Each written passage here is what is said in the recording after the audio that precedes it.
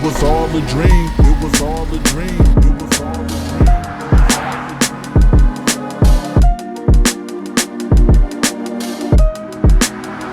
It was all a dream. It was all a dream. It was all a dream.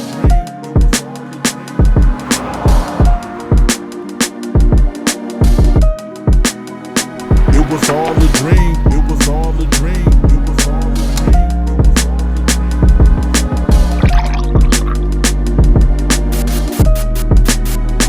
It was all a dream. It was all a dream. It was all a dream. Welcome to It Was All a Dream podcast. And I know you're probably looking a little bit strange because I'm not your normal host, but we have a special episode today.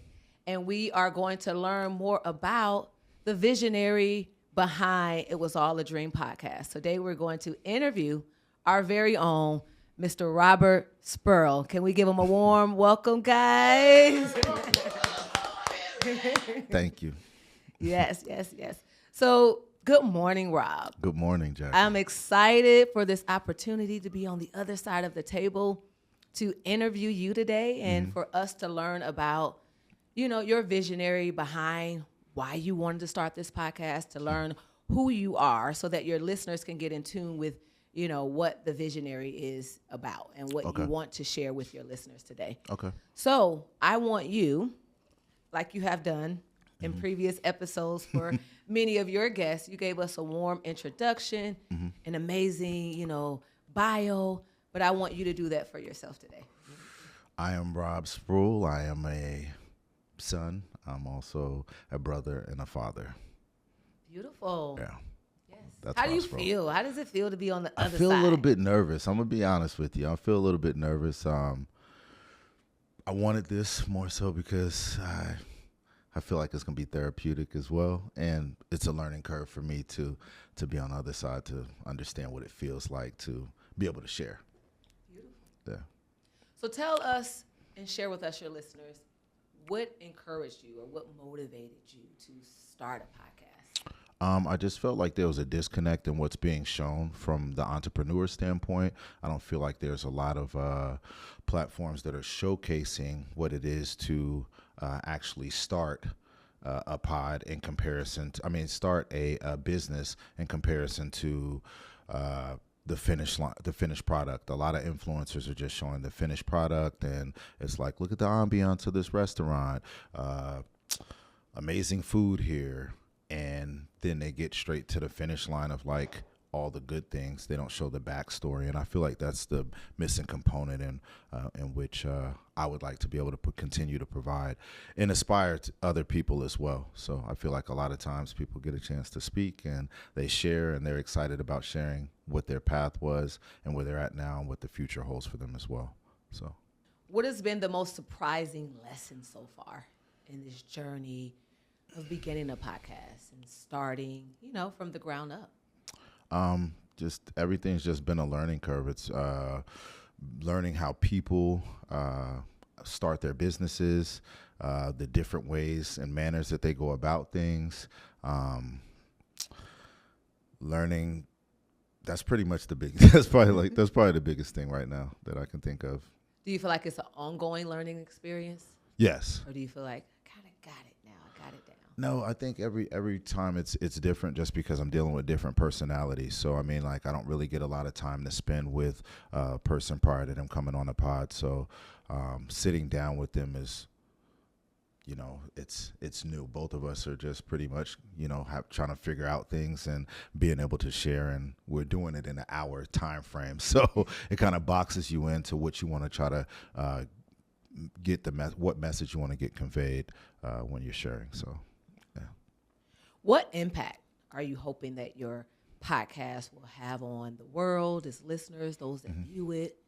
I'm hoping that it inspires other people. I feel like since when COVID happened, it really started to shut people down when it came to sharing, and the youth already kind of, I felt like, were already on their phones, and there was a disconnect with not communicating before. I know I come from a generation where you sat at the table, we're eating, we're having conversations. Now it's kids come to the table and they have their phones, so they're preoccupied. And with COVID, I feel like it put us in this space space where people weren't privy to wanting to even share. They became more recluse through that process and that time, and we were in a place of like disarray, just trying to figure out what was next.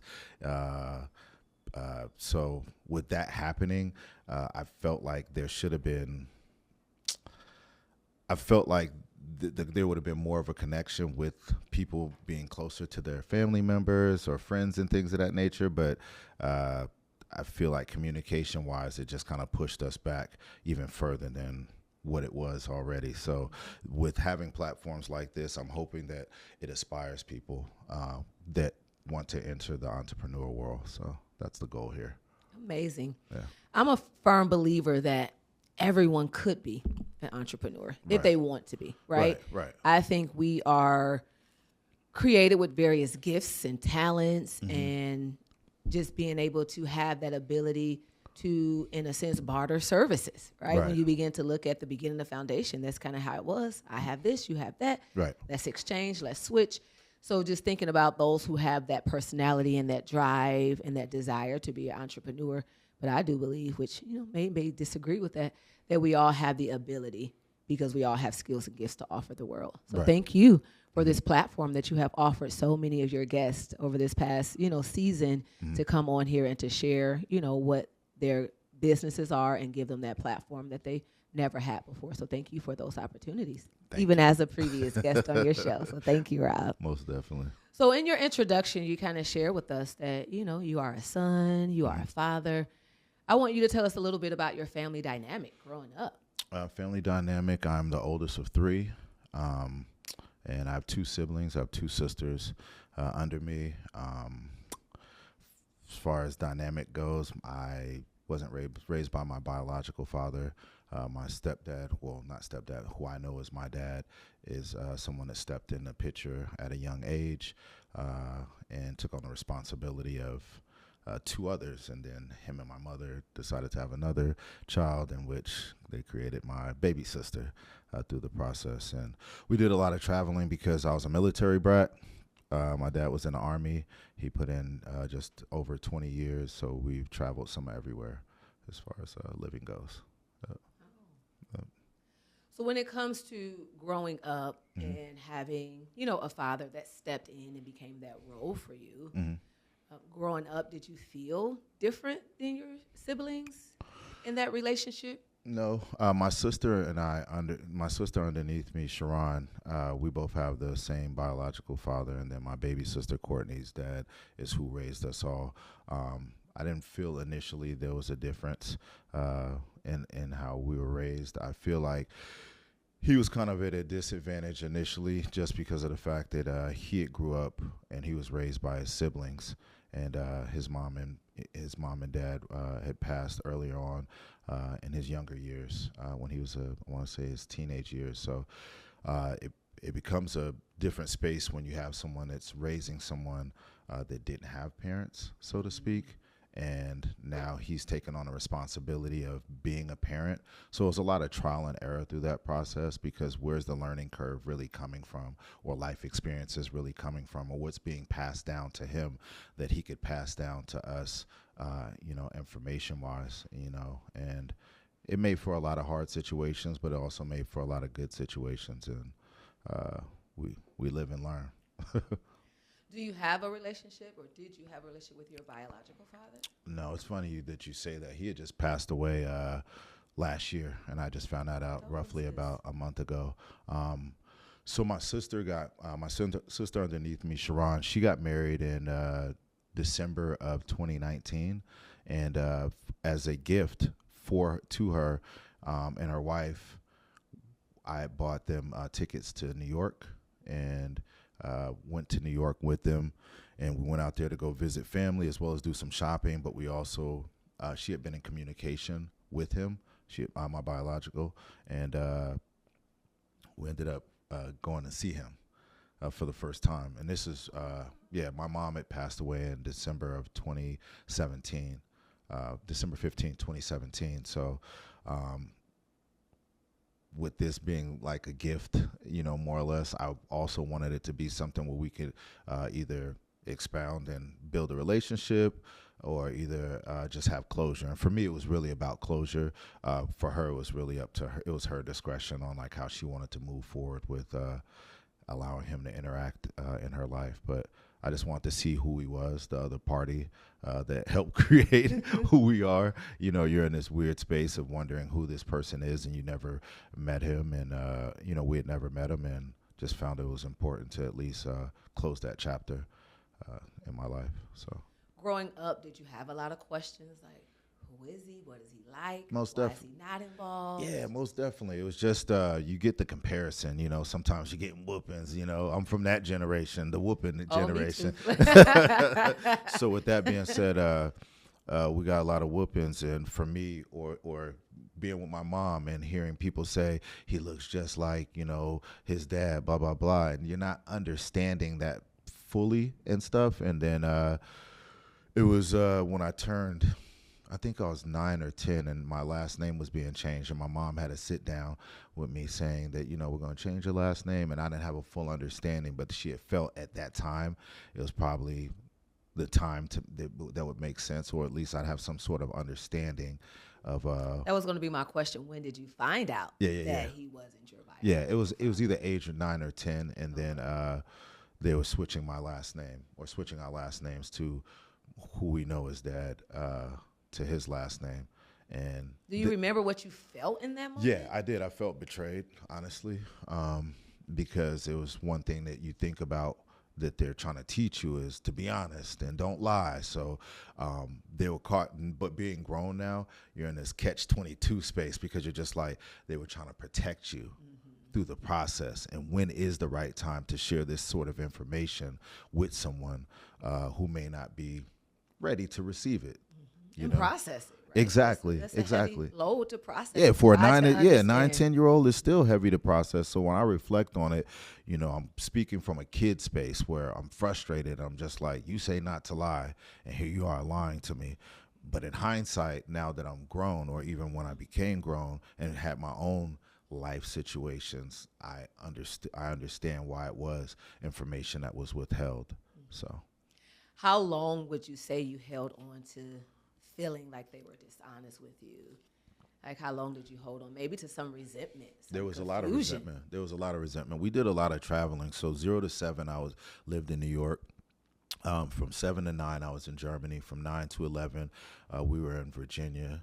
And that's where the transition happened as far as last names go. And then from 11 to almost 14, I was back in Germany. And during that time frame is like when you're going through that phase of almost the preteen phase. So there's the rebelliousness, and I was not on the same page with my parents at that time. I didn't like the way things were happening in the household. So I was being, a preteen, and fighting against what they wanted to see happen, which had me in a space where I decided to, do things like run away. And it's kind of odd. I'm running away in a different country, but you're on base and stuff. But I was definitely doing that just to be rebellious and try to figure things out myself, just because I felt like that was my way of gaining some control, maybe? Yeah. That and getting away and not fully understanding what was next, but just more on the lines, I'm not happy right now, so this is how I deal with it, so to speak. So that reminds me, in therapy, in the world of mental health, we talk about that flight, fight, and freeze type of response. And you running away sounds like, I just want to get away from the discomfort. I want to get away from the uncertainty or the pain. Right. Not knowing where you were going, but knowing you wanted to get away. Yeah. When did you, in a sense, start to shift your perspective, start to let go of that resentment, start to, reducing that defiancy and begin to see and express some grace, like you shared earlier, that they were just protecting me. And he was just stepping in to be.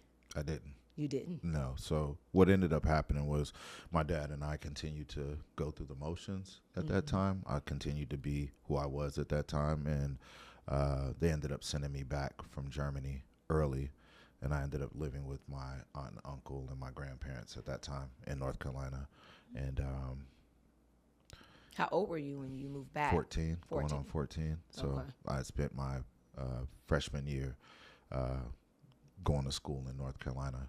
And then my mom and my sisters came to North Carolina, and after I finished up that school year, and then we had moved to Washington State, and my dad was still in transition, leaving Germany, and there hadn't been any communication between him and I, or or me and my family, for that matter. You know what I mean? Maybe on the phone and stuff like that. Not him and I on the phone, but my mom and my sisters on the phone more so. But hadn't seen them in that, pretty much like a year span.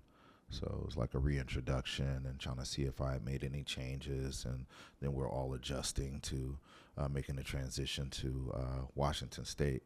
And then I believe it was my 14th birthday. I want to say it was around that time, and I remember coming home and my mom was like, I got a gift for you. And I was like, you got a gift? She was just like, yeah. And I was coming home from school, and I was just like, gift? She's like, yeah, go look inside the room.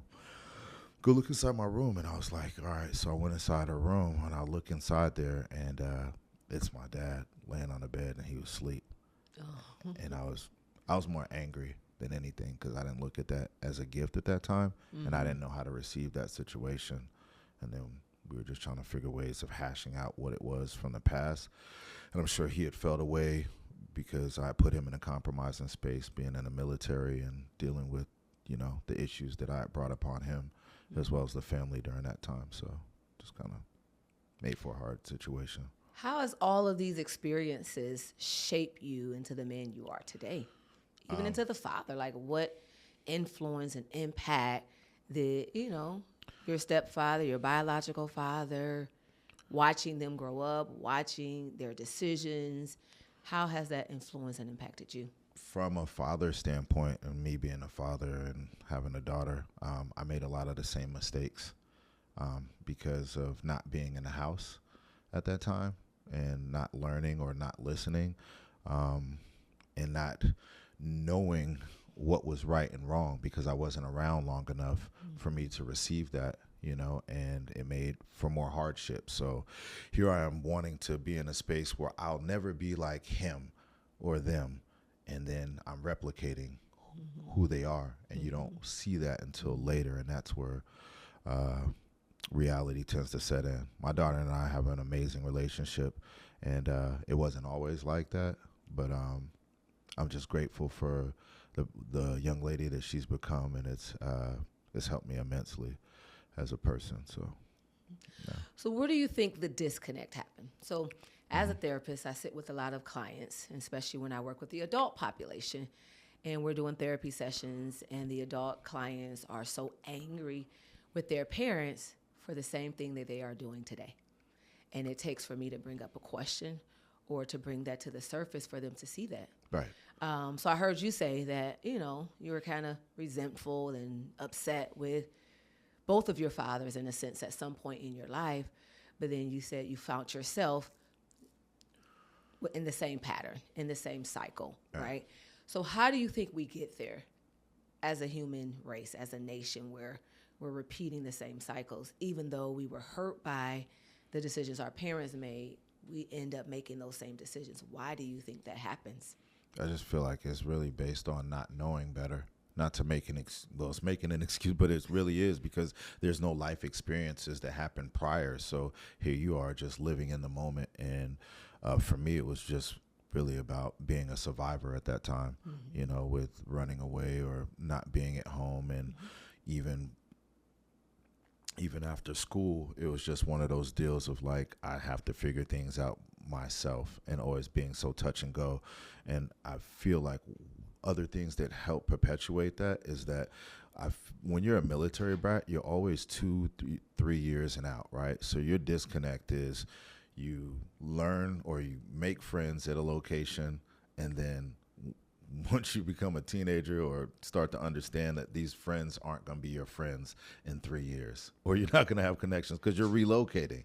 So I just came to a weird space where it was like, I started to feel like there was nothing that could hurt me more than what my family the disconnect between my family and I because of the fact that we're always on the go. So like with relationships with my daughter's mom or, previous relationships, those hardships were easier for me to kind of, escape just because You were used to it in a I sense. was used to it in a sense. And Do you think in your life for such a long period, because you were used to moving every 2 to 3 years, you kept people at a distance? You really didn't let them in or close enough knowing that it was probably not going to be a forever thing? it takes a while to connect with people in that space, and sometimes I tend to draw a wall. I feel like I've gotten to a space where I don't have a problem with sharing, but I feel I'm more susceptible with doing so when it comes to women in comparison to men. And yeah. Looking in hindsight, what are the greatest lessons you've learned from your father, from the man that raised you? Just follow through whatever it is that you're going after. He's definitely been somebody that's always been a go-getter. He's always strong, smart, great leadership. His charisma is probably like one of the biggest things that I feel like maybe I picked up on because of like everyone likes him. When he walks in a room, he just has that type of energy and vibe, smile, laugh, just, yeah. His personality. Yeah. What do you appreciate most about him being willing to step into that role? The unknowing, the uncertainties that come with that. And because he came from a space of not having that for himself, to say, hey, I'm willing to take on not one, but 2 other responsibilities that I didn't create, but I love this woman. And I understand this is what comes with her. And in order to be with her, I have to be willing to take care of these 2 young kids as well. That's beautiful. Yeah. So tell us a little bit about the journey of how, because I know you said in the beginning with your own daughter that you started making some of the same mistakes, but now you guys have a beautiful relationship. What did that work look like to get there? Time, more so than anything. It was a rocky road.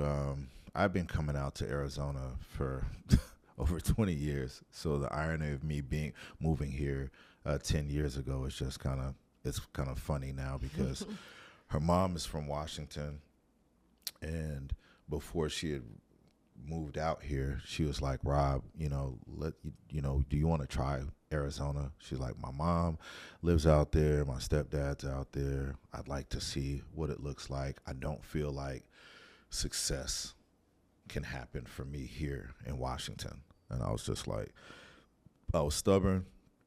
I was going through my music phase where I was being selfish, and I just wasn't ready to make that transition. And she decided to relocate, and it made for the better for her as a person. So I was floating back and forth, and doing that for a while. And then I had the opportunity of actually having custody of my daughter her 8th grade year, and she was being problematic with her mom. And her mom felt like it was that time, like, hey, let's see what it looks like. Tag Yeah, team. let's see what it looks like over there. And I thought that it was going to be sweeter than what it was. You get excited because you're the person, you're playing this role, playing this role. You're in this role where when they see you, it's almost like opening a gift because you're not there every day and stuff. So. And that's something that I feel like gets. That's something that I should have been paying more attention to from that standpoint, instead of being like the guy that shows up with the gifts or the guy that creates the fun time while I'm around. And she didn't get to see the everyday life, and now here she is in a space where the everyday life is different, and I'm dealing with the preteen that's in the same space that I was. So here we are. It's the recycle or reliving that situation, and I'm looking at her being me, more or less, when I'm reflecting on it. And I'm just like, this is a lot, and you're being a lot, and it was really challenging. And we had just kind of got to this weird space where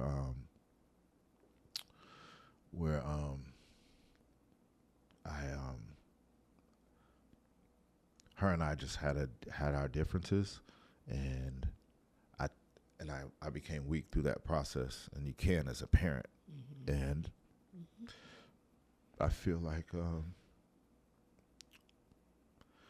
I felt like I gave up on her for a little bit, because I reached out to her mom because we had this big blowout, and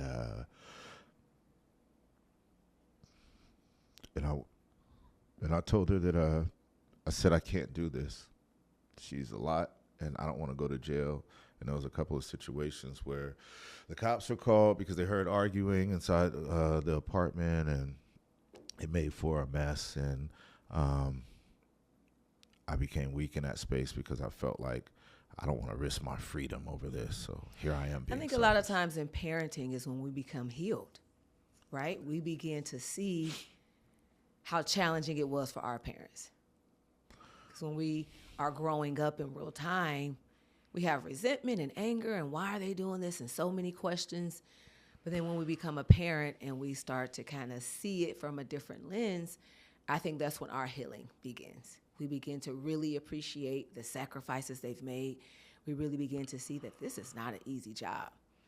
So, for all the parents out there, and even for you, Rob, I want us to understand that even if we had a parenting book, it wouldn't help, right? That a lot of this is lived through experience, and we're all carrying, just so much baggage, so many questions, so many things that we don't know how to process through that.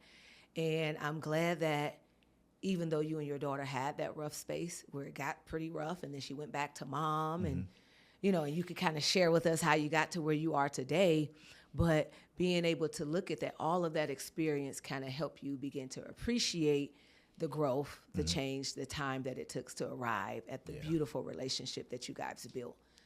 Yeah, it was really about trust, and it took time for that to end up happening. So like her senior year is when I moved out here, and I kept asking about wanting to see her and stuff, and she was just like, I don't know if I'm ready, and rightfully so, and she had finally decided to allow me to come down and visit, and I ended up meeting her and meeting her boyfriend at the time. So it was just, that was a lot. But for her, it was like a safety net through that process of like, I want to feel comfortable with someone just in case this goes left, so to speak. And then we started just with time, just talking and sharing. And one thing that I find to be super important now, more so than anything, is I share everything with her, right, wrong, or indifferent. And the reason why I find that to be important is because before my mom passed, I felt like I had so many questions that still didn't get answered. So it's important for me to at least be able to do that for her, so. And I feel like she likes the fact that I'm vulnerable and that I don't judge, so. I was just about to ask you, how do you create a safe space in that relationship for her to feel safe with you? But I think that was the answer. No judgment and vulnerability and you being honest. Yeah. I think those are really three key, points that in any relationship, if we have that as a foundation, we can create a safe bond and a lot of trust within that. Did you and your daughter ever go through like family therapy, or this was something you kind of worked through? No, we just kind of worked through it through time and stuff, and it became one of those deals where I knew I had to right my wrongs as a person, you know what I mean? And I knew I had made some changes as far as growth goes, but like to tell somebody that is one thing, to show somebody that is another, and that's what was super important for her to see as her dad, and just being consistent. And now I am a grandpa, so I'm a papa, so that's added even more value to our relationship, and getting to see that generation, and our relationship being stronger through that process, through that as well. And I'm just grateful. Would you say overcoming the challenges with your daughter has made you a better man and father? Yes. In what way? Like, what do you think is the greatest lessons you've learned through walking that path? I feel like I had to be honest. It goes back to just being honest and transparent with her. I feel like sometimes we as people, we try to hide our hands. The same thing that I was reflecting on, like with my parents making the transition of my last name, of like, when's it right to, share this information? And for her, it was like, now I look at it like, I just rather you know than not. And I want that trust from you. So that's what's super important to me. So even if it's going to hurt you or you may not agree with this, I'd rather you know. How did you get the courage to do that? What was a pivotal moment where you said, first, I have to be honest with me, and then being honest with her? Because that takes a lot of courage. That takes a lot of strength for us to be honest and vulnerable and to right our wrongs. So what gave you the ability to do that? Wanting a relationship, wanting that, and being in a space where you're just like, how can you share this with other people but not even share it with your own, So that's what was important. So, awesome. Yeah. So you shared when your mom passed in 2017? Yeah, December 15th. December 15th. It left you with a lot of unanswered questions. Yeah. Was it just about like family life, about family dynamics? Yeah, it was about the picture that was painted about her being with my biological. It felt more like it was touch and go, like it wasn't like a real relationship. His name was taboo in the house. Nobody wanted to address like who he was. It was like the elephant in the room, so to speak. And then to come to find out that they ran track together and they went to school. They were all in high school together and everybody knew each other. And that was my dad, who I know as dad, and him and my mom all knew each other in high school. And so you're just in a space where it's just like finding out he's kind of like the class clown, the funny guy, and them having an actual relationship. And there had to have been something. I mean, you not only created me, but you created my sister through that process. So there should have been something. But my mom was just, there was a lot of, I guess, anger towards him where she wasn't willing to share that information. She had filled that void by having, who I know as dad in the picture. So why answer anything else? Mm-hmm. So when you had that opportunity to meet your bio dad, your biological father, what was that like? What did you feel? What was that experience like for you in that moment? It was crazy because so when we got to New York, the way my sister did it was because she had been in contact with him. We went to his apartment because we found out she knew where he lived at. He wasn't there. We just knocked on the door. Did he know you guys were coming? No. This was a surprise yes. visit. and the reason why we went about it that way was because we didn't want him to run. You know what I mean? We didn't know what to expect in that space. So we get there and knock on his door. Nobody's there. She calls him on a cell phone. She's like, "Hey, where you at right now?" He was like, "Oh, I'm doing dialysis right now." And he's like, "Why are you asking?" She's like, "Oh, I'm just asking, how's your day going?" So she starts small talking with him. She's like, "Where's the dialysis office? You walked there or something? You drove there?" He's like, "No, I drove there. It's not that far." So we Googled. My sister's like the best FBI agent ever. A lot of females are. Ever. Yeah, shout out to Twin for being that way. But she Googled where the dialysis place was. We went there. Now, mind you, HIPAA laws, they don't let you just wiggle back there. You can't even ask. And it felt kind of TV showish. Like when we walk in there, we're felt just like cameras were somewhere around. Yeah, we're like, "Hey, our dad that we've never met is in here and we want to meet him, but we came by surprise and he doesn't know. And this is going to be the first time." And the lady's just kind of looking at us. I was like, she's probably like, "This is a heavy load. I like, don't know what to do with this." I'm sure this is a lot to take in, but I need you to receive it the same way that we're sharing it. And she was like, "Let me go check on some things." So she went to the back and I guess she talked with someone else.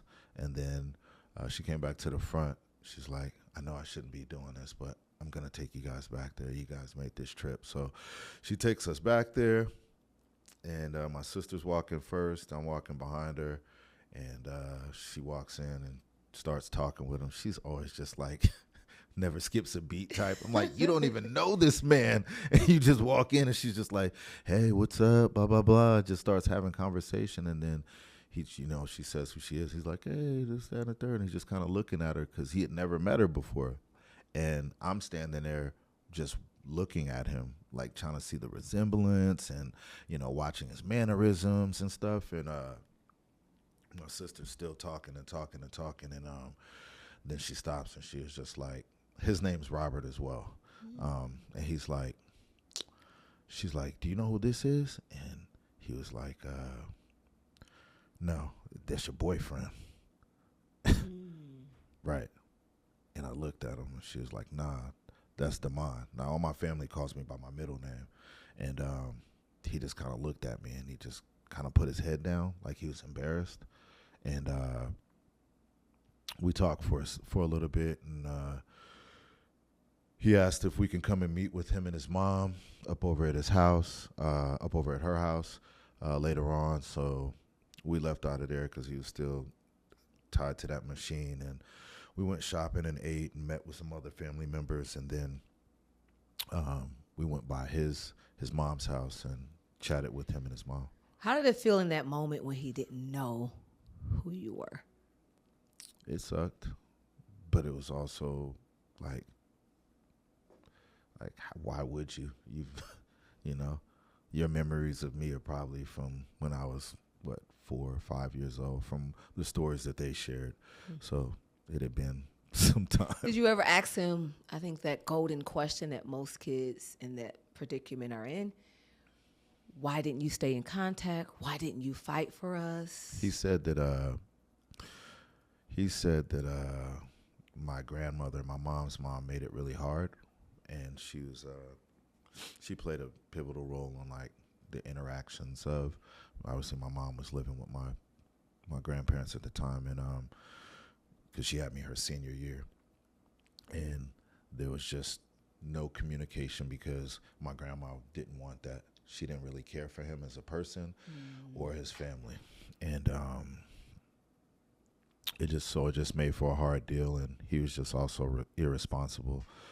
My dad said during that time frame, there were a lot of men that were having kids at that time that were just signing away their rights. And so when my dad was getting stationed to go to Germany, I couldn't leave until, he had, relinquish his rights. So he ended up doing so. So when you look back, do you find that answer was for closure? Did it create more resentment?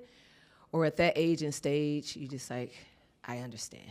Now, for me, it was really about closure. I didn't go there with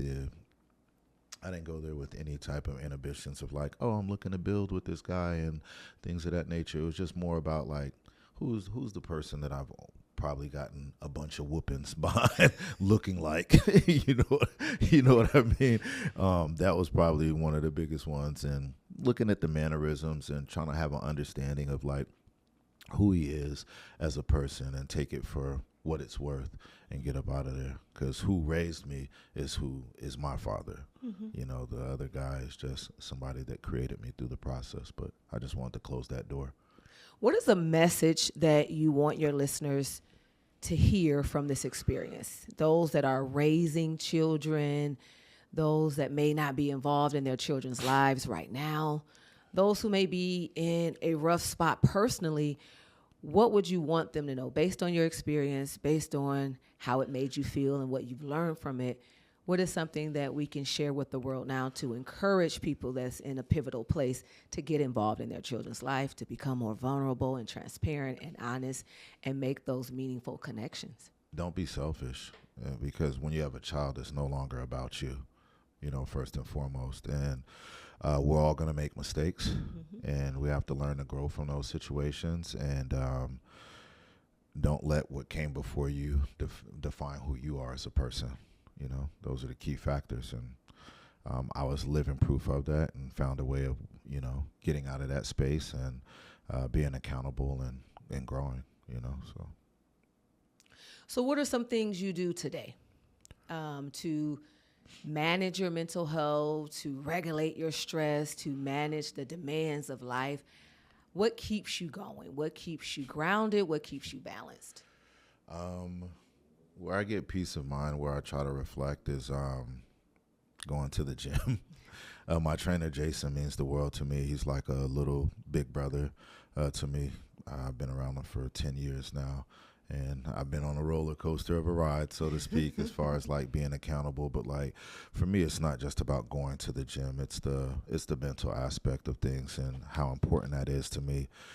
To be around him as a person. He's the first person that I interact with in most cases on a day-to-day basis. So it's super important for to be around him and just his high energy and someone that I know that I can confide in, because it takes a lot for me to trust male figures just in general. So he's been that guy for me here in Arizona, and somebody that I love and trust. Yeah. So working out, physical activity, That would be it. And relationships, connections. yeah, I also I also after work lay on my couch. I usually try to debrief by taking like a good 5-10 minutes where it's just quiet, where it's just serene in the house, no TV on, no nothing, and I just kind of recap what my day looked like and try to figure out things that I could have done better, or where I made mistakes or need to be more accountable, and learn from those spaces, So Awesome. yeah. So what I hear to manage that stress, you are working out, reflecting over your day, sitting with your thoughts and your emotions, being more transparent and vulnerable. Yeah. Are we missing anything? Those are the main things. Awesome. What legacy do you want to leave behind? One day, you're no longer going to be on this earth. That's a reality for all of us. But how do you want to be remembered, and what legacy do you want to leave? I've always been big on leave no stones unturned. So if you're a dreamer and somebody that wants to attain certain things, go after it. You live once. I know as cliche as that sounds, I spent a lot of my front end of my life chasing after things that people felt like weren't attainable. And even though I didn't get where I wanted to, I know that I put my best foot forward.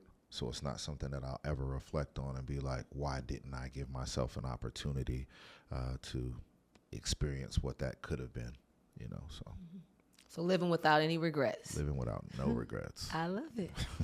What is something you have yet to accomplish? What is something in your life that you still feel is missing, that you still feel there's a gap or an opportunity or experience that you like, I still want to know what that looks like, what that feels like? A successful relationship. I love it. Relationship or marriage? Marriage, okay. Yeah. So you want to be married one day? Yeah. Awesome. What are you doing to prepare yourself for that? Right now I'm working on me. That's super important. I don't want to come to a situation. We're all going to have quirks and stuff, but I just don't want to come to a situation where I feel like I'm broken, where I could have did more calibrating to my life, so to speak, before inviting someone in, fully. So, do you feel like you need support in that step, like a therapist, or you feel like on this journey that you've been walking kind of solo, you feel like, no, I feel like I got this, I know what to do, or maybe I could use some support? Sometimes I feel like I could use support from therapists. Also, church is something that I've leaned on, so to speak. From time to time, Jason will take me, or sometimes I'll go to the church that he would go to and just kind of be able to get my release as far as like receive the information or the word and be able to get up out of there. Just being more consistent in that space where I'm around positive and good energy.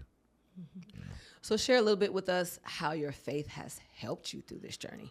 I feel like every time that I tend to go to church that the pastor is talking directly to me. Like, are you looking over your shoulder? Like, how does he know these things? It just feels like there's a beam, a streamline. Or he's reading your journal. Man. He's in your thoughts. He's in your living room. We are here. And I feel like I can't escape that, and it forces me to just receive that information and what the word is being said Do you attend consistently? No, and that's where I have to become better in that space, and that's me. What do you think the barrier is from your consistent participation or attendance? Just being lazy, and just there's no real reason. It's just me being lazy and not making a decision on going, or just kind of dragging feet.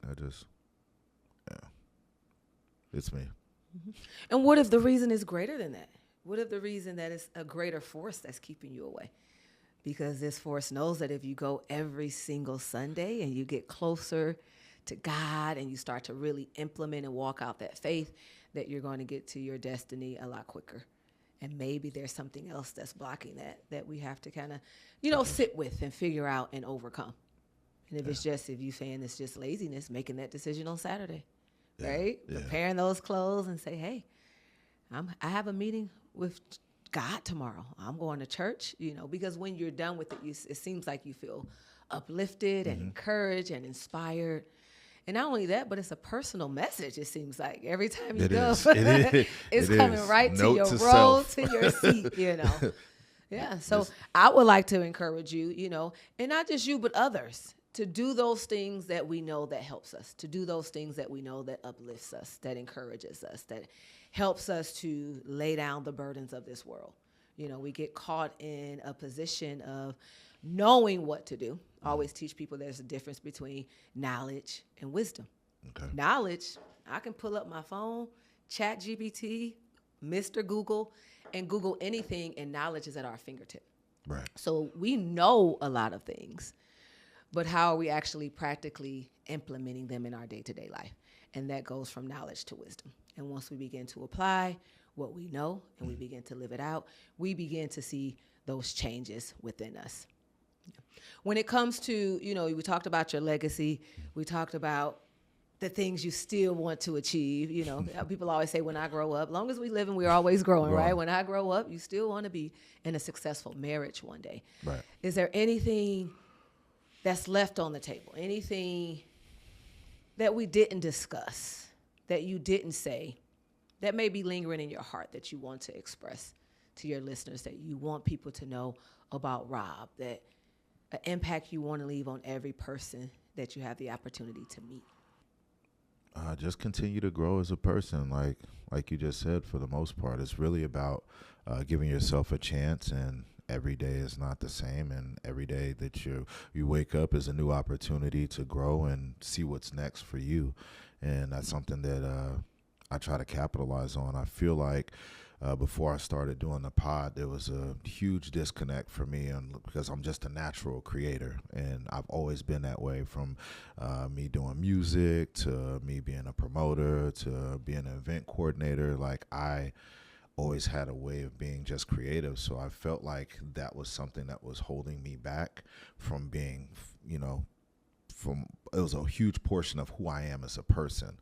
So here I am just punching the clock on a daily basis, but there was that missing component, was like, what am I doing for myself? What makes Rob happy throughout this process? And I felt like I wasn't giving myself a fair shake, and I kept saying, I got to get things right. I got to, finding ways of trying to perfect it before you even start to, for me, it was like releasing content. Like, I got this content. When should I go about releasing the content? I'm just like, I'm going to hold off, because right now is not the time. Right now is not the time. And then I started having real conversations. Shout out to Frank. Not my brother, but shout out my brother Frank, but shout out my other gym brother Frank, who has played like a pivotal role in usher me into like living for the now, stop procrastinating and go after it. He's definitely that guy, and I appreciate him so much for like helping push me through that process. And I have my brother Steve, Cam. I got all kinds of friends that support me in that space, but the ones that have been around while I'm dealing with this podcast, or was looking to push out the podcast, with somebody that I talked with, was Frank, because he has his own podcast as well, and he understood where I was coming from. He's just like, bro, you're going to look back at episodes and be like, you wish you would have did X, Y, and Z. And, but that's the growth. So, but. What are you most proud of with being able to finally put out your podcast, a dream that you've had for such a long time, that is the time is here now, and you successfully put out how many episodes? This is episode 12. Episode 12. How does that feel? Take a moment to celebrate yourself and share with us how that feels. It feels great. It feels one of the biggest things that I enjoy is that that it didn't take much to get people to buy into what my vision was. And I appreciate that, from you coming on board, from us, and me not knowing anybody really, just having a conversation of like, this is what my vision is. Would you like to be a part of it, to be able to share, what it is that you'd like to see happening with what you're working on or what you're doing business-wise? And what has been the greatest reward thus far? That's the satisfaction for me, is because people are always happy, the excitement of like the networking, you know what I mean? Because, you get to introduce people to other people that are like-minded through the process and stuff, and be like, hey, Jackie, this person probably be great to come and chat with you. Your nonprofit organization is amazing, and I know people that I feel would be a great fit that I'd send over your way, and, have a great barber in that atmosphere. Try to suggest people to go there, and, just any business that I've tied to, I want to continue to be there for and support in any way that I can, just because I enjoyed, one, the trade-off information-wise, and two, I felt what you were saying, and that's what everybody that came on the pod, and just want to see them continue to win, because it takes a lot to step out there and say, this is what I'm doing, this is my job, and I'm my own boss. Like, that says a lot about somebody's character. So yes, awesome.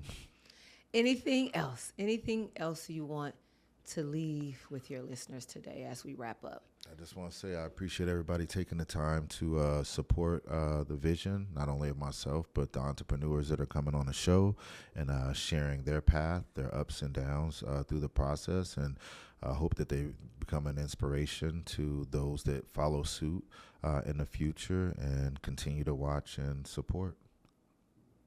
Awesome. Well, thank you so much for this opportunity. Thank you when so you much, asked Jackie. me, to be on the show today and to switch positions with you, I was honored.